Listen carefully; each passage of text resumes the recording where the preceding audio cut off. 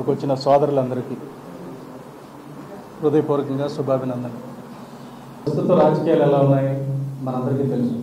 ఒక party ticket కావాలంటే అంగబలం కావాలి, అర్ధబలం కావాలి, తాతో తండ్రు నాన్నో అమ్మో ఎవరో ఒకడు రాజకీయాల్లో బాగా పేరు తెచ్చుకుని ఉండాలి. పార్టీ టికెట్ సాధ్యం అవుతుంది.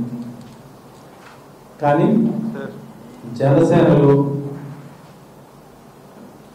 ఆ పరిస్థితి ఉందా? ఆంధ్రప్రదేశ్ అసెంబ్లీ ఎలక్షన్ ఇక్కడ పార్లమెంట్ ఎలక్షన్స్ కానీ మనం పరిశీలించిన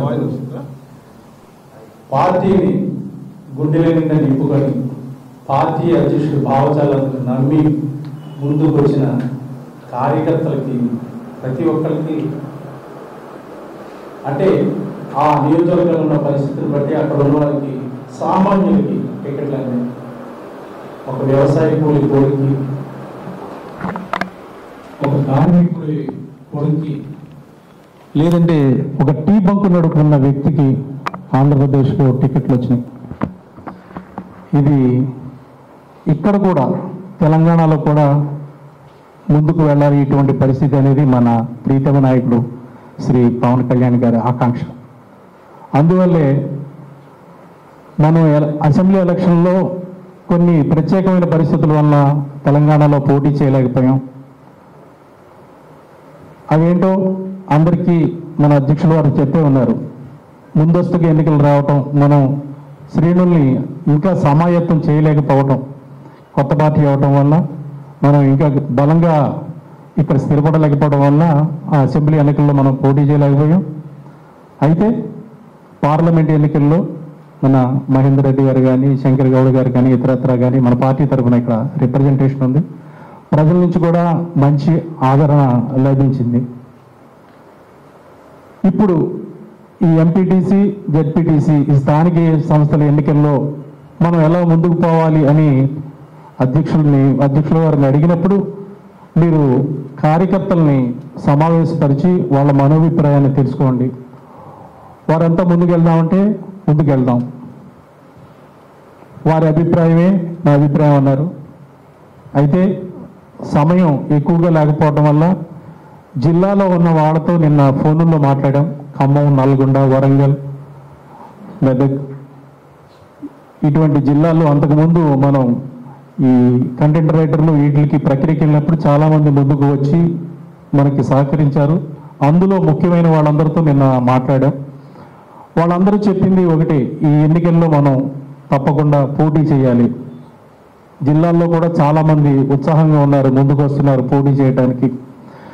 దీనికి ఈ ప్రక్రియను ముందుకు తీసుకెళ్ళడానికి మీరు ఒక ప్రణాళికను రూపొందించండి, దానికి మేము అన్నదానిగా ఉంటామన్నారు. దానికి తోడు ఈ హైదరాబాద్లో సమయం తక్కువైనా మన శంకర్ గౌడ్ గారు, మా మహేంద్ర గారు ఈ సమావేశాన్ని ఏర్పాటు చేశారు. మీరు అందరూ ఇక్కడికి వచ్చారు. మిమ్మల్ని అందరినీ పార్టీ అధ్యక్షుల వారి తరఫున ఒకటే అడుగుతున్నాను, ఈ ఎన్నికల్లో మనం పోటీ చేద్దామా లేదా ఒక్కసారి చెయ్యొద్దండి.